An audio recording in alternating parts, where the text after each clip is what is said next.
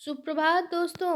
मैं शमयता रूपकथारा इस चैनल में हर रविवार जैसे आप लोगों के लिए मैं लेके हाजिर होती हूँ एक फेरी टेल, एक रूपकथा की कहानी। तो वैसे ही आज भी आ गई हूँ।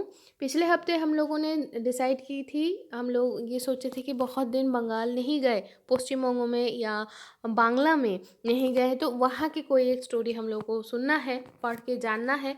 तो चलिए दोस्तों, आज शुरू करते हैं। आज जिस किताब से हम लोग पढ़ने वाले हैं, जहाँ पहले हम लोग उसके कवर पेज को तो एक बार देख ले।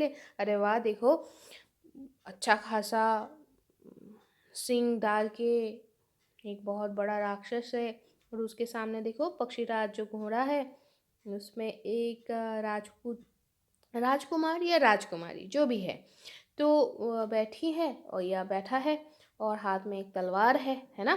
तो ये जो किताब है जहाँ से हम लोग पढ़ रहे हैं, उस किताब का नाम है बांग्ला भाषा सेरा रूपकथा। इस टाइटल का अर्थ ये है, बांग्ला भाषा में जो सबसे सबसे अच्छी जो अच्छे अच्छे जो रूपकथा है, वैसा ये संकलन है। और इसको संपादित किया है अहमद मजहार। ये प्रकाशित हुआ है विश्व साहित्य केंद्र, ढाका, बांग्लादेश से। इसके जो फ्रंट कवर है, कवर जो हम लोगों ने देखा, वो राक्षस और राजकुमार या राजकुमारी जो भी है, जो अपने पक्षीराज जो घोड़ा है उसमें चढ़ के कहीं पर लड़ाई करने के लिए जा रहे हैं। तो वो ड्रॉ किए हैं ध्रुवोएश। और बाकी सारे जो तस्वीरें हम लोग देखेंगे कहानी के बीच बीच में हम लोग देख पाएंगे, वो बनाए हैं सैयद इनायत हुसैन।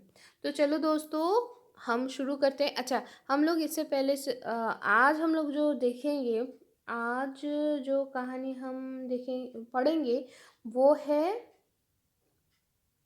आगे कथा पौड़े काज। तो चलो दोस्तों, पहले वहाँ पर चलते हैं, फिर हम लोग अपना कहानी शुरू करेंगे।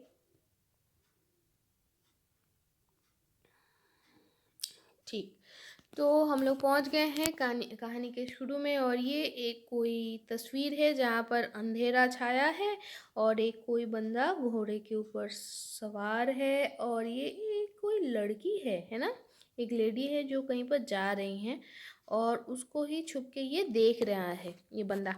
तो कहानी क्या है, आगे कथा पौड़े काज, इसका मतलब क्या है, पहले बातें फिर काम। थोड़ा अलग लग रहा है ना दोस्तों। घर पे माँ बाबा हमेशा कहते हैं कि अरे इतना बकबक मत करो रे, पहले काम कर लो। तो चलो देखते हैं इसका मतलब क्या है। और ये जो कहानी है, ये किसने लिखे हैं, ये लिखे हैं लाल बिहारी डे। तो चलो दोस्तों, हम शुरू करते हैं। बहुत बहुत दिन पहले एक राजा थे, और उस राजा की 3 लड़के थे। एक दिन प्रजा प्रजा अपने राजा के पास आके रोते हुए सारे कहने लगे, हुजूर, चोर और डाकू के के कारण इस राज्य में तो रहना मुश्किल हो रहा है।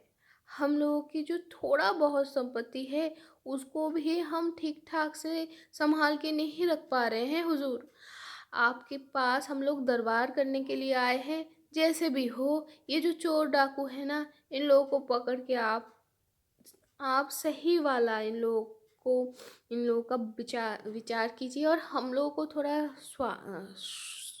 थोड़ा शांति से रहने के लिए हम लोग को सहायता कीजिए। तो ये बात सुन के राजा, वो अपने जो 3 लड़के हैं उनको बुला के बोले, देखो बच्चों, मैं तो बुढ़ा हो गया हूँ, और मेरे जो प्रजाएं आके मुझसे ये दरबार करके गए हैं, दरख्वास्त लेके आए थे कि वो लोग चोर डाकू के उपद्रव से रह नहीं पा रहे हैं, सही से जी नहीं पा रहे हैं। तो बच्चों, तुम लोग तो अभी जवान हो, है ना, तो तुम लोग क्या करो, ये चोर और डाकुओं को पकड़ के मेरे राज्य के मेरे जो प्रजा है, उनके जीवन को सुगम करो। तो राजपुत्र जो राजकुमार हैं, 3 राजकुमार, वो लोग क्या डिसाइड किए, वो लोग ये सोचे कि भाई जैसे भी हो हम लोग पूरे जो राज्य को ना पूरे रात भर पहरे देंगे, और पहरे देते हुए वो लोग देखेंगे कहीं पर कोई उनके प्रजाओं के ऊपर कोई अत्याचार तो नहीं कर रहा है। तो वो लोग क्या किए, एकदम राज्य की जो सीमा है वहाँ पर अपना एक छावनी डाले, और उस छावनी में वहाँ पर उन लोगों का सारे तलवार, सारे अस्त्र शस्त्र और घोड़े वो लोग रख दिए। ठीक है। तो फिर अब क्या हुआ, अब क्या हुआ, अच्छा दोस्तों, पुराने ज़माने नहीं, पूरे जो दिन को ना 3 घंटे के भागों में नापा जाता है ट्रेडिशनली। तो 3 घंटे मतलब एक प्रहर। ठीक है। तो रात के पहले प्रहर, रात के दूसरे प्रहर और तीसरा प्रहर, मतलब पूरा का पूरा 9 घंटा, रात के पूरे 9 घंटे ये तीनों भाई ना पहरा देना शुरू किए। तो पहले प्रहर में क्या हुआ, अच्छा आप लोग पूछ सकते हो कि पहला प्रहर क्या, कौन से समय है। पहला प्रहर शाम के बाद, जब संध्या सायंकाल हो जाता है ना, इवनिंग के बाद जब, तो वहाँ से शुरू होता है। और दोस्तों ये ध्यान रखना है, ट्रेडिशनल जो शास्त्र है उसके हिसाब से एक बच्चा कितने बजे उठ जाते हैं, एकदम जब मतलब क्या कहते हैं बोलो, सुबह 6 बजे नॉर्मली दिन होता है, तो 6 बजे से आपका पहला प्रहर, दिन के पहला प्रहर शुरू होता है।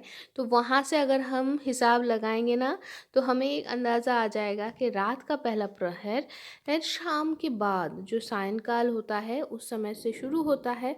तो दोस्तों आप लोग मुझे कमेंट में ज़रूर बताओगे कि आप लोग हिसाब लगा के कितना समय निकाले। ठीक है।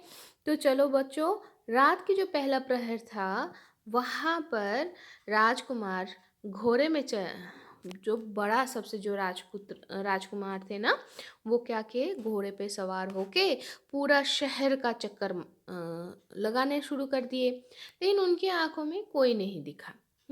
तो बड़ा राजकुमार क्या किए, उन्होंने सोचा कि ठीक है भाई, अब मैं अपना ड्यूटी को हैंड ओवर कर देता हूँ, है ना। देखो बच्चों, ये लोग कितने अच्छे से ग्रुप में काम कर रहे हैं, है ना, एक साथ मिल के काम कर रहे हैं, क्योंकि इनको पता है कि भाई पूरा 9 घंटे अगर हम लोग, सुबह 6 होने से पहले पूरा 9 घंटे अगर हम लोग ऐसे बैठे रहे तो हम लोग नहीं कर पाएंगे। तो इन्होंने काम को शेयर कर लिए, शेयर करने से बेटर काम होता है ना। तो चलो बच्चों आगे बढ़ते हैं। तो उनको तो कोई ऐसा दिखा नहीं, कोई चोर डाकू नहीं दिखा, तो वो क्या किए, अपने जो छावनी है वहाँ पर वापस चले गए। और फिर द्वितीय प्रहर में जो मंझला राजकुमार था, वो उठ के घोड़े में सवार होके वो अब पहरा देना शुरू कर दिए अपने शहर का। तो वो, उनको भी कोई चोर डाकू नहीं दिखा, तो वो भी 3 घंटे बाद वो वहाँ पर वापस आ गए।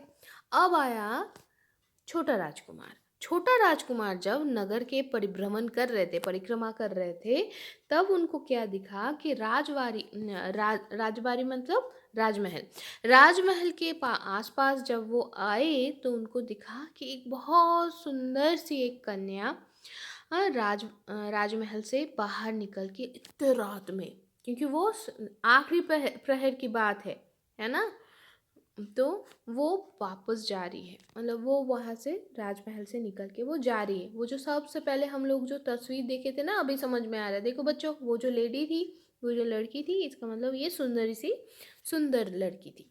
तो वो जल्दी जल्दी में उस लड़की के सामने आए और बोलने लगे, इतने रात को आप कहाँ जा रहे हो।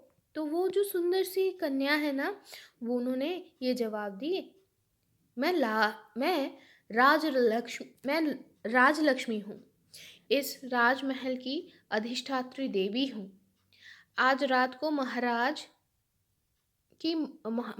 को मौत आ जाएगी, तो इसीलिए मेरा तो काम यहाँ पर ख़त्म होता है, इसीलिए मैं राजमहल छोड़ के चली जा रही हूँ। ये बात सुन के राजकुमार तो हक्का बक्का रह गया। अब क्या करना चाहिए वो सोच नहीं पाए। तो फिर वो थोड़ी देर के लिए सोचा और जल्दी जल्दी से भागा। भाई अगर राजलक्ष्मी वो खुद को कह रही है मतलब तो वो देवी है, और माँ लक्ष्मी अगर चली जा रही है मतलब तो कुछ भी नहीं रह जाएगा जीवन में। तो उन्होंने तो छोटा छोटा जो राजकुमार है ना वो जल्दी जल्दी दौड़ के उनके सामने आके वो उनके सामने प्रार्थना की। लेकिन अगर आप मान लो कि मैं अगर महाराज को आज रात को अगर उनका प्राणनाश होने से मैं अगर बचा लूँ तो तब आप फिर से वापस आ जाओगे ना, तब तो आपको रहने में कोई दिक्कत नहीं आएगी ना माँ। तो देवी बोले अगर ऐसा है बच्चा तो जाने का कोई कारण ही नहीं बचता है मेरे पास। तो छोटा राजकुमार दोनों हाथों को जोड़ के प्रार्थना करने लगी कि माँ आप यहाँ से मत जाना। मैं महाराज का प्राणों की रक्षा करने के लिए जो भी संभव है मैं सब कुछ कर लूँगा। तो देवी हैं, लेकिन देवी से भी पहले वो माँ है, तो उनको बहुत कृपा आई। तो वो उन्होंने क्या किया, वो राजमहल में वापस चली गई और उनके पीछे पीछे ना छोटा राजकुमार भी चलने लगे। लेकिन ताज्जुब की बात ये है कि वो जहाँ तक अंदर गए उनको देवी और दिखी नहीं, क्योंकि वो देवी है ना, तो वो चारों ओर रहते हैं, तो वो इसलिए विलीन हो गए हवा में। तो और रुके नहीं, छोटा राजकुमार उनको समझ में आ गया कि हाँ भाई मैंने जो देखा था, जो मैंने सोचा है वो सही था, ये देवी है। और वो तुरंत अब क्या किए अपने पिताजी के कमरे में चले गए। वहाँ पर जो राजा है ना, राजा है भाई, तो वो क्या किए पता, वो ना एक सोने के पलंग में, सोने के बिस्तर में वो सो रहे थे और उनके बगल में ही एक छोटा बिस्तर था, उसमें उनका जो दूसरी जो पत्नी थी, उनकी पहली पत्नी, अ, यहाँ से पढ़ के ये समझ में आ रहा है उनकी पहली पत्नी शायद गुजर गई हैं, तो इसीलिए उनकी जो दूसरी, दोबारा वो शादी किए हैं, तो उनकी जो दूसरी पत्नी है, जो द्वितीय पत्नी है, दूसरी ऐसे नहीं, ये सही शब्द आज दूसरी पत्नी अलग हिसाब से कहा जाता है। मैं द्वितीय जो स्त्री है जो उनसे उम्र में छोटे हैं, वो एक छोटे से पलंग में उसी रूम पे उसी कमरे में वो सो रही थी। तो ये देखे तो राजकुमार को लगा यार कोई तो चीज़ अलग तो नहीं लग रहा है। फिर उन्होंने ध्यान दिया और तब उनको पता चला अरे असली प्रॉब्लम तो इधर है। कहाँ है? उन्होंने ये देखा जो बड़ा सा वो सोने का जो पलंग है ना, उसके चारों तरफ एक बहुत ही भयंकर सा नाग उसको चारों तरफ से ऐसे चक्र कर मंडरा रहा है नहीं बोलूँगी, इसका मतलब तो वो उड़ के उसको सर्किल कर रहा है।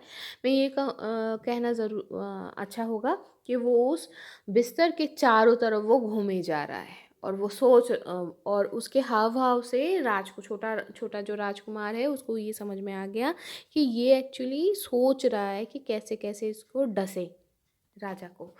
तो वो तो डर गए और फिर उन्होंने तुरंत जल्दी जल्दी में क्या किए, सांप को ना दो टुकड़े कर दिए अपने तलवार से। लेकिन फिर भी अब भाई वो पिता है उनके, है ना, हम भी अपने पिताजी के लिए तो कुछ भी कर सकते हैं ना, हम भी तो जैसे पिता है हमारे लिए कुछ भी कर सकते हैं, हम प्यार करते हैं ना अपने माँ बाबा से।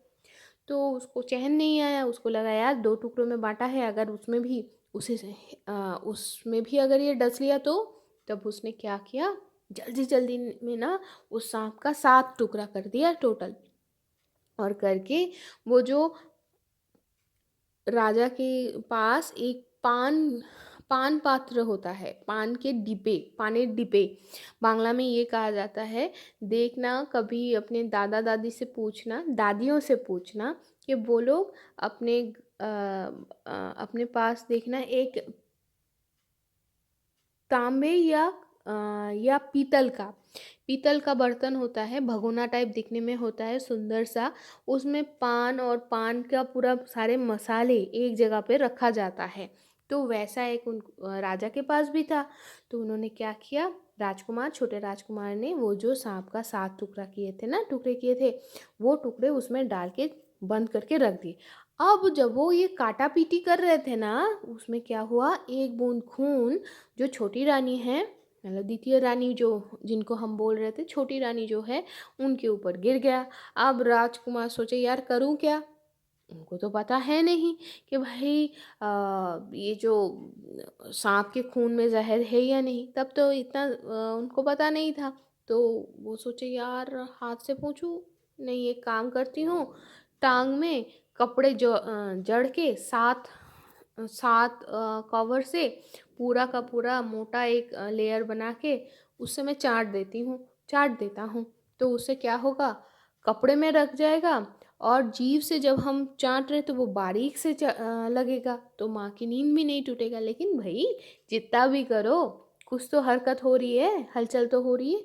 तो क्या हुआ, जब तक वो चाट के साफ की, तब तक छोटी रानी की नींद टूट गई। और वो क्या देख रहा है, हाथ में तलवार लेके उसके सामने छोटा राजकुमार खड़ा है। तो जो छोटी रानी है ना, वो डर गई और वो सोची यार क्या करने वाला है। अब राजकुमार तो शर्म के मारे चला गया वहाँ से और जाके जो छावनी है वहाँ पर चला गया। लेकिन वो किसी को कुछ भी नहीं बोला, ना वो अपने बड़े भैया को, ना छोटे भैया को, मझले भैया को, किसी को कुछ नहीं बोला। और इधर रानी पहले सोची यार हो क्या रहा है, फिर उसको बहुत गुस्सा आया। वो सोची यार ऐसा है, ऐसा है, ये उसकी ही उसकी सौतन की ही बेटे हैं ना, इसीलिए ऐसे कर रहा है। वो जितना भी हो, वो उसके सौतेली माँ है ना, इसीलिए उसको शायद वो नुकसान पहुंचाने के लिए आया था। तो ये सोच के वो तो चीख मारी और राजा की नींद टूट गई। उनको रानी माँ ने जैसे जैसे देखा वो उन्होंने वो वर्णन कर दिया। अब राजा को भी बहुत दुख हुआ। फिर अगली अगली सुबह वो तीनों राजकुमारों को बुलाए और सभा में बैठ के बहुत ही दुखी मन से बड़े राजपुत्र को बोले, मैं जिसको प्राण से भी प्रिय मानता हूँ, अगर विश्वासघात करता है तो उसको क्या सजा देना चाहिए, बताओ तो। तो बड़ा राजकुमार क्या कहते हैं, बड़ा राजकुमार आके कहते हैं, पिताजी उसका गर्दन ले लो, मतलब उसका गला काट देना ही श्रेय है, उचित है। लेकिन इससे पहले, ये काम करने से पहले एक बार ये ज़रूर जांच लेना चाहिए कि वो सच में विश्वासघात किया है या नहीं। तो राजा बहुत ही चौंक गए। फिर बोले तुम कहना क्या चाह रहे हो बेटा। तो बड़ा राजकुमार बोले,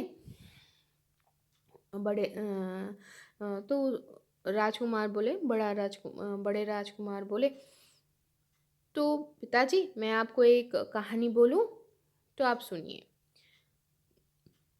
कुछ ही दिन पहले की बात है, एक सुनार था और उसका एक थोड़ा उम्र में बड़ा एक लड़का भी था।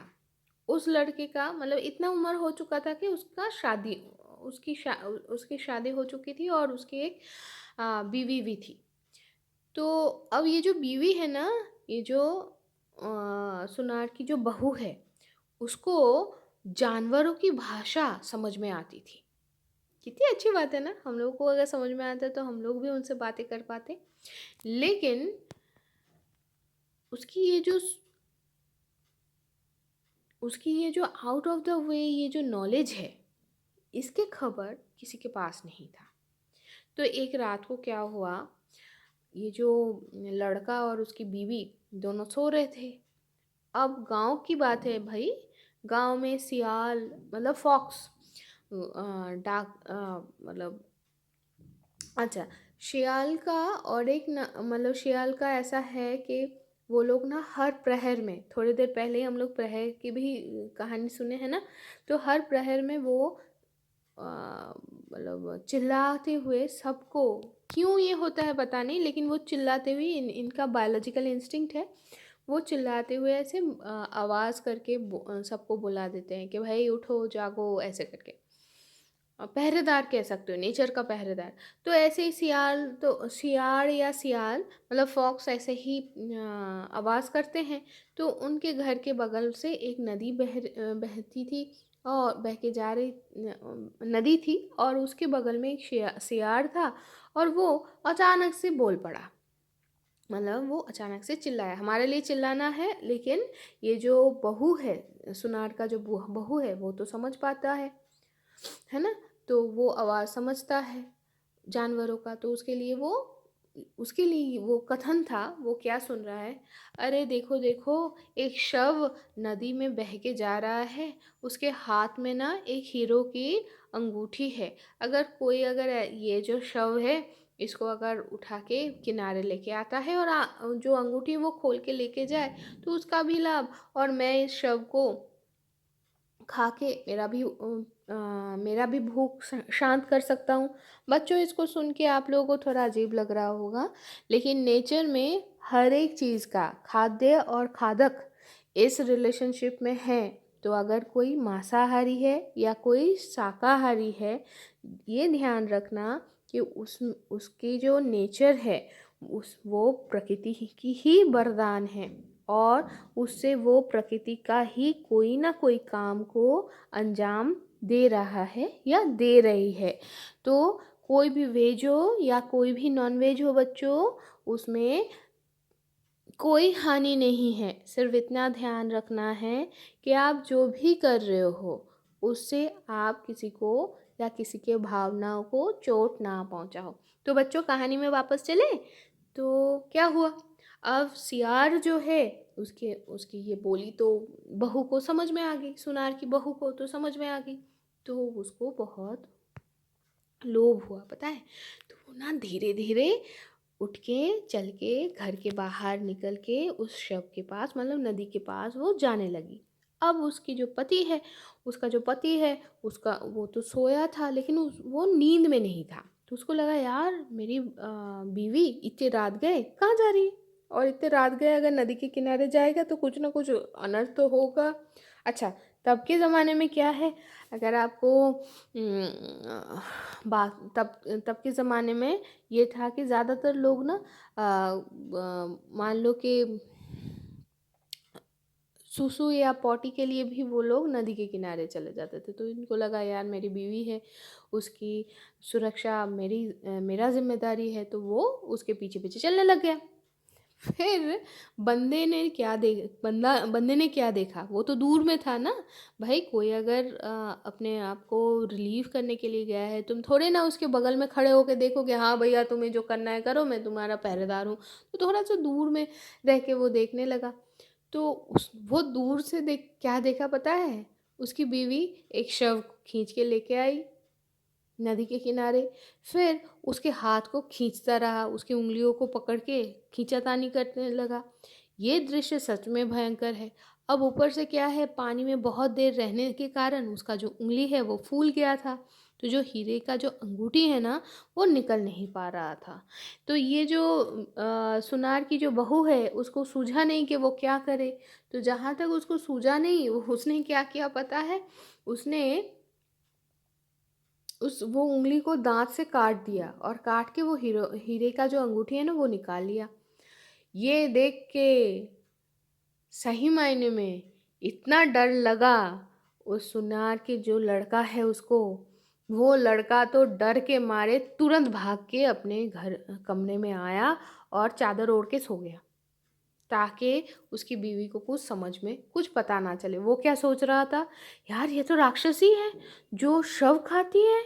अरे भाई, इसके साथ मैं कैसे घर करूं, हाय हाय हाय, ये मुझे ना खा ले। तो इतना डर गया था वो पूरे रात भर कप के साथ कैसे ना कैसे बिता दी। उसको क्या लग रहा था, अगर उसकी बीवी को पता चल गया तो वो तुरंत उसको खा जाएगी। तो जब तक ये जो सुनार का जो लड़का है, जब तक वो यहाँ पर आके चादर ओढ़ के सो गया, उसकी थोड़ी देर बाद ही उसकी बीवी वहाँ पर वापस आती, और वो उसके लिए तो कोई बड़ी बात नहीं थी, वो चुपचाप सो गई।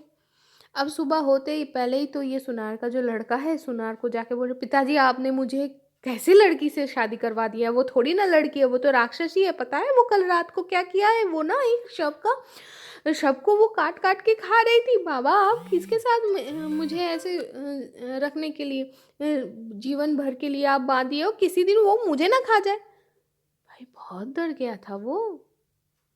और ये सुन के सुना, जो तो ऑलरेडी उम्र में बहुत ही बड़ा था, वो भी डर गया। तो फिर बाबा और लड़का दोनों, बाप और बेटे ने, दोनों ने तब अपने आप में एक सलाह पर मशवरा की कि भाई एक काम करते हैं, उसको घने जंगल में ना छोड़ के आ जाते हैं। तो जैसा सोचा वो तुरंत जाके जो अपनी बीवी को, वो लड़का कह रहा है, अभी वो बीवी कहाँ थी पता है, वो उसको तो कुछ पता ही नहीं था। तो वो तो पूरे दिन दिन जैसा शुरू करते सब कुछ वैसे ही करने लग गई थी, और वो रसोई में जाके वो खाना पका रही थी। तो लड़का आके बोले, सुनो सुनो, ज़्यादा कुछ मत करना, बैंगन का भरता बनाना और उसके साथ चावल, बस ठीक है ना, वही हम लोग खा खा पी के आज ना मैं तुम्हें अब तुम्हारे मायके छोड़ने जा रहा हूँ। बहुत दिनों से तुम तो अपने मायके नहीं गए हो ना। अब उन दिनों में इतना अच्छा तो कनेक्टिविटी नहीं था, मतलब इतना अच्छा आप चलते ही आपको ऑटो मिल जाए या बस मिल जाए या ट्रेन मिल जाए, तब तो सब कुछ पैदल चलना पड़ता था। तो इसीलिए लोग एक जगह से दूसरे जगह पे जाना भी बहुत कम करते थे, और अगर जाना भी होता था तो बहुत दिन या बहुत ज़्यादा समय लगता था। तो बहू ने सोचा कि हाँ भैया, बहुत दिन बाद मैं अपने माँ बाबा के पास जाऊँगी। तो वो बहुत खुश हो गई, तो वो जल्दी जल्दी अपना काम निपटा ली। फिर दोनों मिल के खाना वाना खा के वो लोग निकल पड़े। तो जैसे ही वो अपने माँ के घर की तरफ निकलने लगी ना, तो उनको एक घने जंगल के अंदर से जाना था। ये जो घना जंगल था, उसके अंदर से हुआ क्या, जब वो लोग जा रहे थे, तो जो लड़की है, मतलब बहू जो है, उसको एक सांप की आवाज़ सुनाई पड़ी। हमारे लिए कैसा होगा उसकी आवाज़? ऐसे करके आवाज़ होगी। लेकिन वो लड़की तो, वो जो बहू है, उसको तो क्या पता था बच्चों, उसको तो ये जीवों की आवाज़ उसको समझ में आती थी। तो उसको ये सुनाई पड़ा कि सांप बोल रहा है, अरे वहाँ पर जो मेंढक है ना, जो फुदक रहा है और ऐसे आवाज़ किए जा रहा है तब से, वो उसके नीचे बहुत सारे सोने का खजाना वहाँ पर छिपा हुआ है, खूब सारा मनी माणिक्य का खजाना छुपा हुआ है। अरे कोई उस मेंढक को निकाल के मुझे दे दो और उसके नीचे जो खजाना है वो लेके जाओ। तो जहाँ तक ये सोची, जहाँ तक ये जो बहू है उसको सुनाई पड़ा, उसने क्या किया पता है, वो तो अपने हस्बैंड को, वो तो अपने पति को कुछ ना बोले, वो जल्दी से उस मेंढक को निकालने की कोशिश की। और निकालने के बाद क्या हुआ, निकालने के बाद वो खोदना शुरू की। और खोदने के बाद जहाँ तक उसको वो खजाना मिल गया ना दोस्तों, तो उसने क्या किया, अपने पति को कहने लगा, अरे सुनो, इसको अच्छे से ना समेट लो, और समेटने के बाद ना हम लोग क्या करेंगे, फिर हम लोग चलना शुरू करते हैं। अब थोड़ा सा डाउट हुआ, थोड़ा सा संदेह हुआ अपने सिद्धांत के ऊपर उस लड़के को। तो वो लड़का ना बहुत ही कष्ट करके, कठिनाई के साथ अपने अंदर हिम्मत जुगाड़ करके वो बोला, अच्छा तुम्हें ये कैसे पता चला, ये खजाना यहाँ पर है? तो तब उसकी बीवी ने उसको पूरी बात में बोला कि देखो, ऐसा हो गया है कि मुझे सारे जानवरों की आवाज़, मतलब उनकी भाषा मुझे आती है, तो इसीलिए मुझे ये पता चला। तो जहाँ तक ये सुना, तो जो लड़का है ना, उसको अपने डिसीजन के ऊपर पछतावा हुआ। तो उसको समझ में आ गया कि वो हड़बड़ी में जो सिद्धांत वो लिया था वो सही नहीं था। तो वो अब उसकी बीवी को ये बोलना सही नहीं होगा ना कि आप अपने अपनों को राक्षस या ऐसा कुछ मान रहे हो, तो वो बहुत ही हर्टफुल होगा, है ना, उसके इमोशन को बहुत ही चोट पहुंच जाएगा।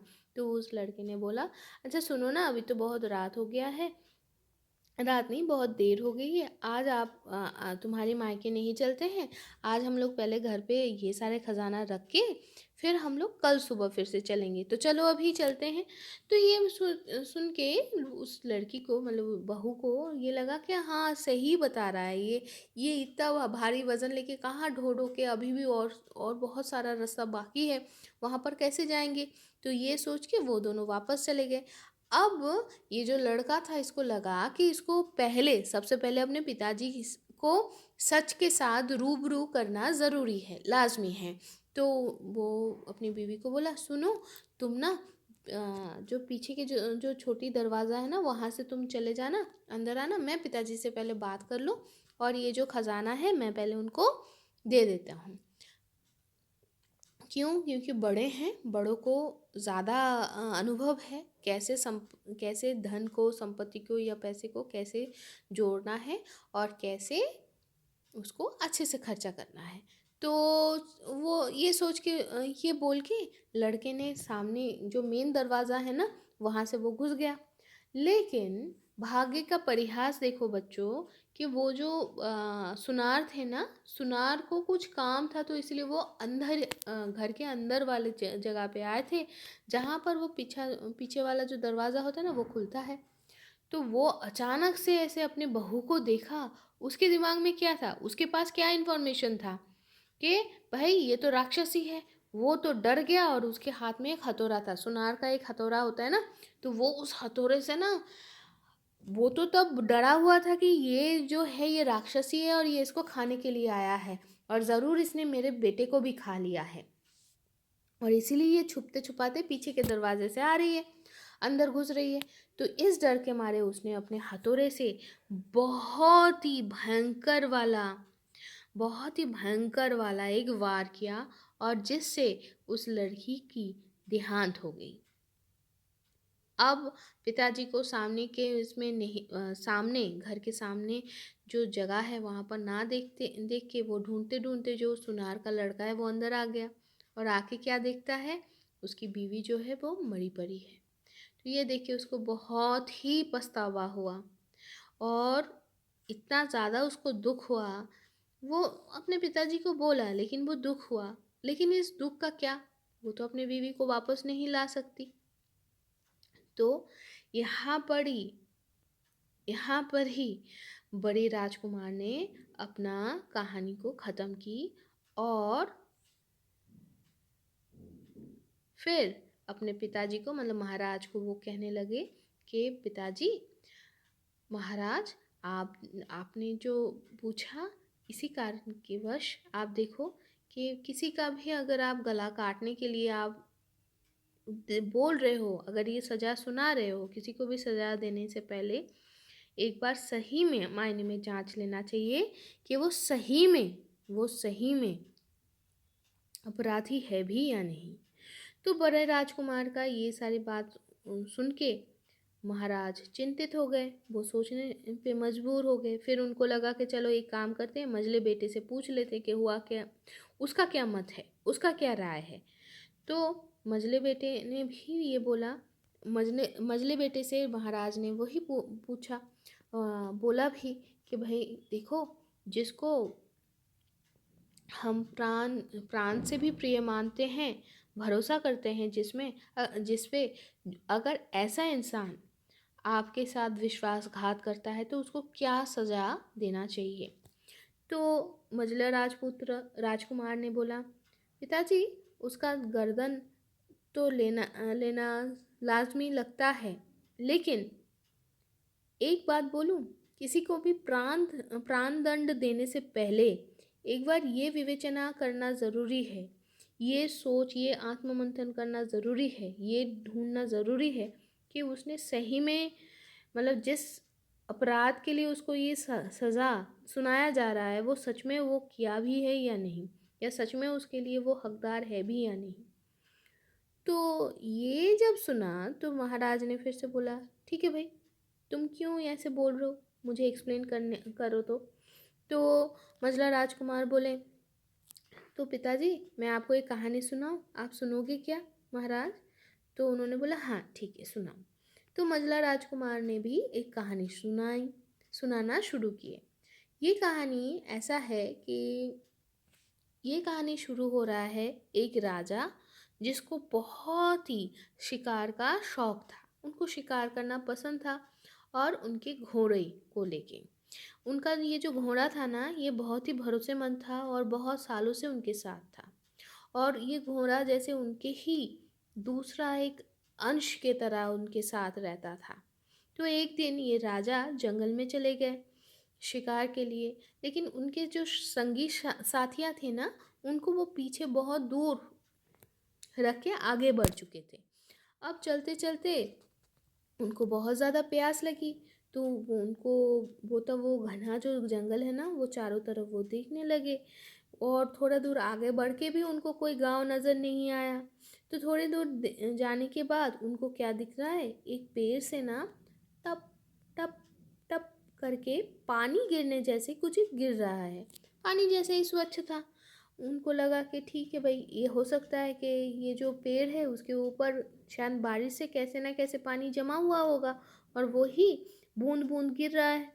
तो उन्होंने क्या किया, अपने पास जो एक छोटा सा वो कटोरा जैसा था, उस कटोरा नहीं, मग्गा, मग्गा छोटा सा मग्गा जैसे था, उसमें वो पानी या जो भी गिर रहा था उसको वो समेटने की कोशिश की।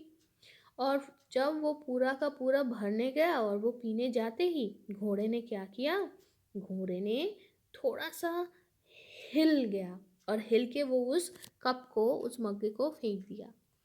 तो महाराज तो बहुत गुस्से में आ गए। इतना गुस्सा कि उन्होंने अपना तलवार निकाल के घोड़े का गर्दन ही काट डाला। लेकिन लेकिन बच्चों, थोड़ी देर बाद उनको समझ में आया, उनका जो घोड़ा था वो एक सही में मायने में उसका वो उनके प्राणों की रक्षा करने के लिए इतना बड़ा कदम उठाया था, और जिसके लिए बेचारे को अपने ही जान से हाथ धोना पड़ा। क्या हुआ था पता है बच्चों? वो जो पेड़ से जो पानी टपक रहा था, पानी जैसा कुछ टपक रहा था ना, वो सही में वो पानी नहीं था। क्या था, एक सांप ऊपर बैठा हुआ था और वो बहुत ही गुस्से में, कुछ हुआ होगा शायद उसके साथ, तो वो बहुत ही गुस्से में ना अपने मुंह से जहर उगल रहा था। और वही जो जहर है ना, वो जहर नीचे ऐसे बूंद बूंद गिरता जा रहा था, जो राजा को पहले पता नहीं चला। लेकिन बच्चों देखो, वो गुस्से में आके अपने सबसे अच्छा जो दोस्त है उसको ही वो मार डाला।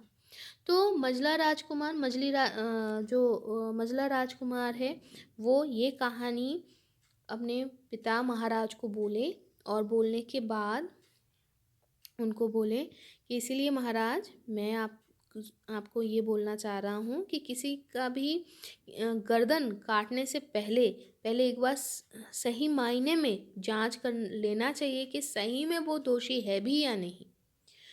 तो देखो, बड़ा और मझला दोनों ने ही लगभग एक ही बात सुनाई।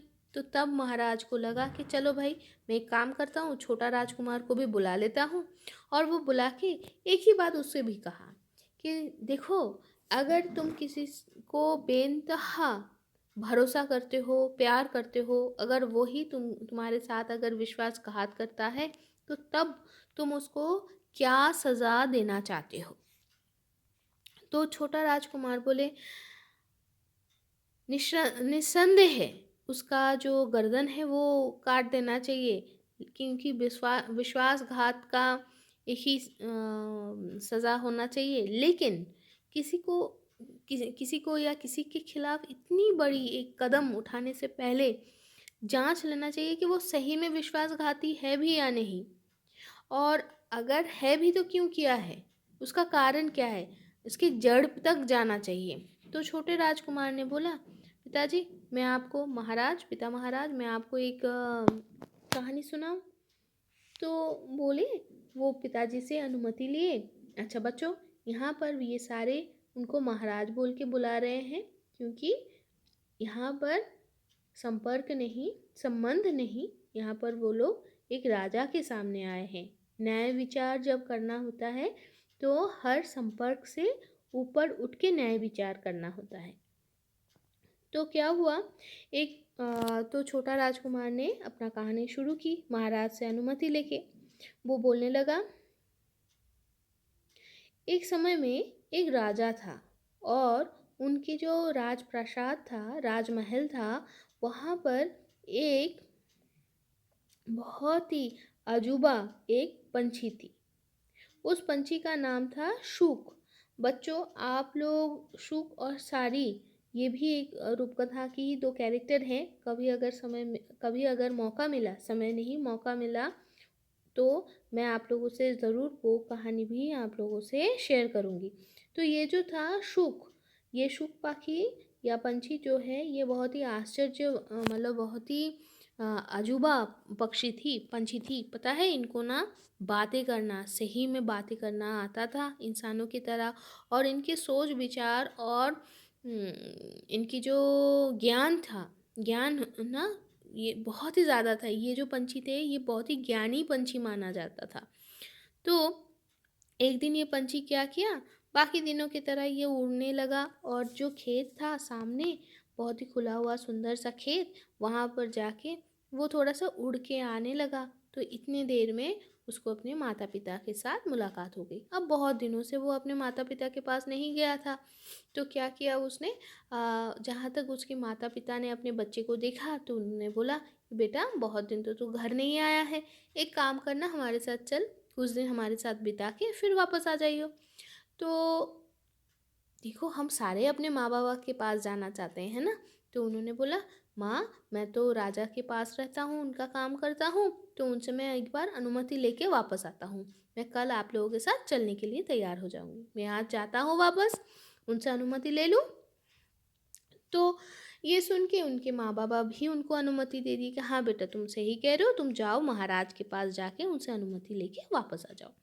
तो शूक पाखी जो है वो क्या किया, अपने महाराज के पास गया और महाराज के पास जाते ही वो उनको बोले कि महाराज मैं अपने माँ बाबा के पास जाना चाहता हूँ। और महाराज बहुत प्यार करते थे अपने पंछी से, लेकिन फिर भी उनको लगा कि हाँ भाई सबको ही अपने माँ बाबा के साथ समय बिताना चाहिए।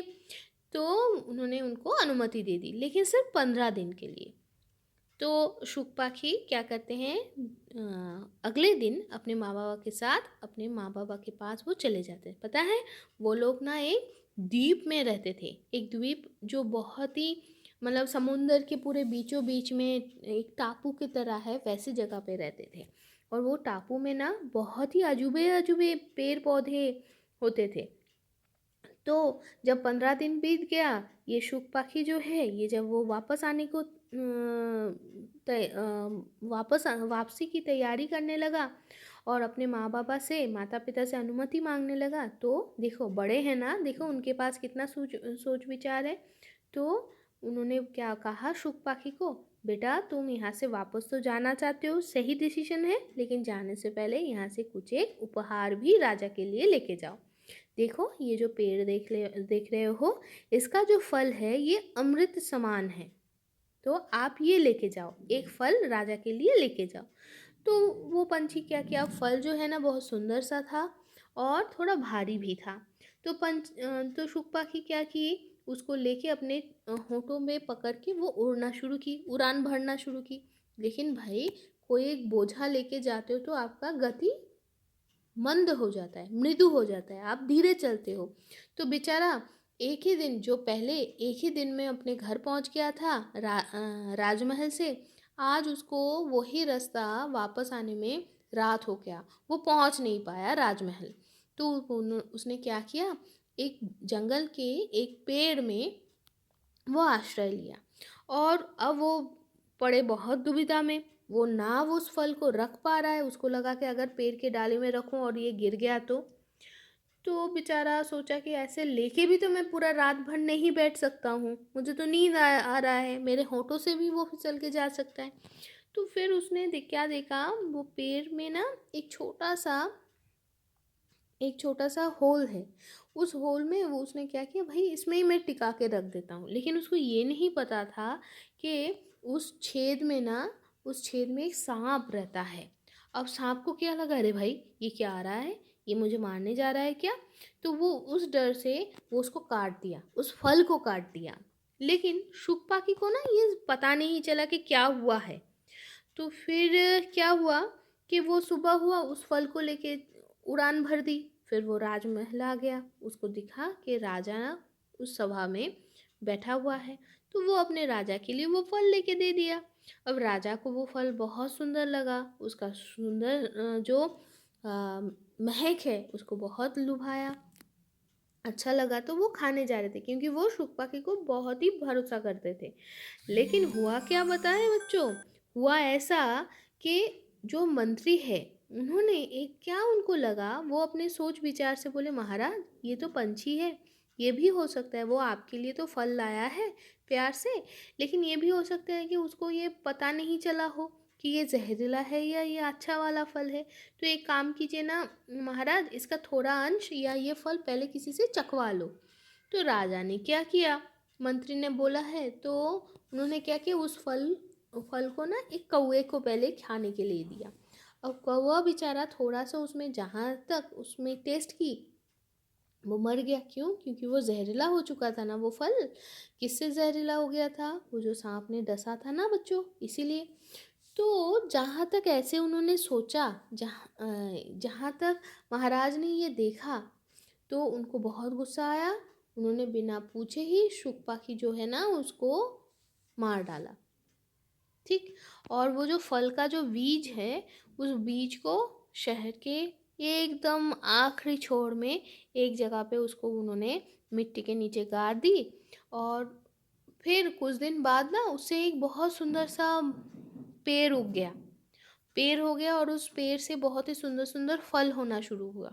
तो महाराज को लगा यार ये तो जहरीला फल है, मेरे राज्य के बाकी सारे जो प्रजाएं हैं वो खा के उनको कुछ ना नुकसान हो जाए। तो उन्होंने उसके चारों तरफ पहरा डाल दिया। अब उसी राजा के राज्य में एक ब्राह्मण और उसकी मतलब एक पंडित और एक पंडिताइन रहती थी। लेकिन वो लोग उम्र में बहुत बड़े, मतलब बहुत ही बुजुर्ग थे, और उनके कोई बेटा बेटी नहीं थे। तो इसीलिए बच्चों उनको कोई भी प्यार करके संभालने वाला भी नहीं था। और ऊपर से वो लोग इतना बुजुर्ग हो गए थे कि वो कोई काम ना कर पाए। तो ये हालत में उन्होंने क्या सोचा कि यार ये जो जहरीला फल है ना, इसको ही हम लोग खा के अपना प्राण जीवन नाश कर लेंगे। तो ये तो पहले वो पंडित ने सोचे थे। तो वो रात को उठ के धीरे धीरे आके देखते हैं कि पहरेदार लोग सारे सो गए रात को। तो उन्होंने एक फल लेके खा लिए। तो पंडिताइन जो थी वो भी अपने पति के पीछे पीछे आई थी। उनको डर था कि कोई कुछ कर ना ले, इतनी गरीबी इतने कष्ट के चलते। जहाँ तक पंडिताइन ने देखा कि वो देखी कि पंडित जी ने वो जहरीला फल खाए, उनको तो जहरीला ही पता था ना। तो पंडिताइन ने भी बोली कि देखो तुम तो ये खा के मर जाओगे, तो मैं अकेला जी के क्या ही करूँगा, मेरे लिए तो करूँगी, मेरे लिए भी तो वही सारे समस्याएं हैं। तो उन्होंने भी एक फल तोड़ के खा लिए। और फिर उनको लगा कि यही उनके लिए आखिरी रात है, और शायद ये फल धीरे धीरे काम करता हो, अपना जहर धीरे धीरे फैलाता हो।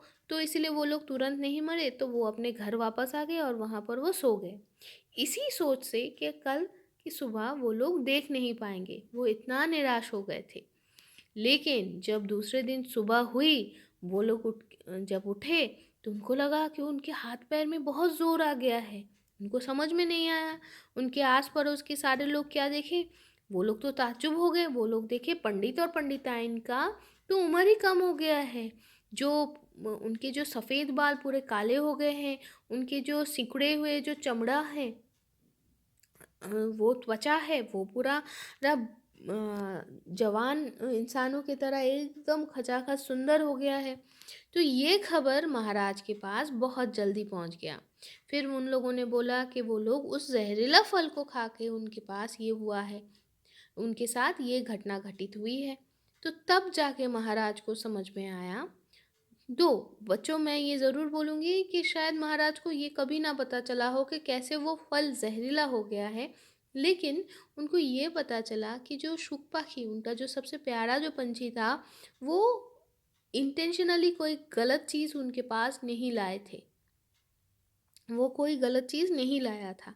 तो तब उसको ये जो प्राण दंड उन्होंने दे दिया ना, तो उनको बहुत ही दुख हुआ। लेकिन देखो बच्चों, अब तो मयान से मतलब तीर बोलो या गोला बोलो, कमान से निकल गया है ना। अब तो वो वापस नहीं कर सकते। तो इसीलिए उसको बहुत ही दुख हुआ, बहुत ही दुख हुआ। लेकिन वो कुछ नहीं कर पाए। तो छोटा राजकुमार ने ये बोल के फिर बोले कि महाराज, इसलिए मैं कह रहा हूँ कि किसी का गर्दन लेने से पहले पहले जांच लेना चाहिए कि वास्तविकता में ही ऐसा ही कुछ हुआ है या नहीं, वो इंसान सच में दोषी है या नहीं।